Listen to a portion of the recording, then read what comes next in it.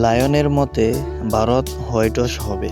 বৃহস্পতিবার বাংলাদেশের সঙ্গে টেস্ট সিরিজ দিয়ে লম্বা সূচিতে পা রাখতে চলেছে ভারত।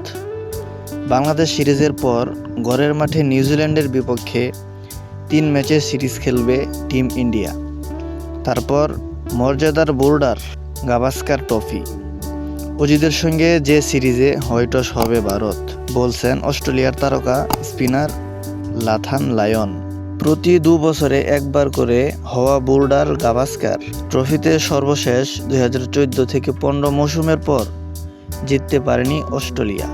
আগামী নভেম্বরে হতে চলা 5 ম্যাচের সিরিজে ভারতকে হোয়াইটওয়াশ করবে অস্ট্রেলিয়া, ভবিষ্যৎবাণী করেছেন অজি অফ স্পিনার। 36 বর্ষী লায়ন বলেছেন, 10 বছর আগে আমরা বোর্ডার গাভাস্কার ট্রফি জিতেছিলাম। ইংল্যান্ডের বিপক্ষে ভারত যখন খেলেছে তখন থেকে তাদের উপর নজর রাখছি। আমার মাথায় বোর্ডার গাভাস্কার ট্রফি ঘুরছে। এই ট্রফি জিততে চাই।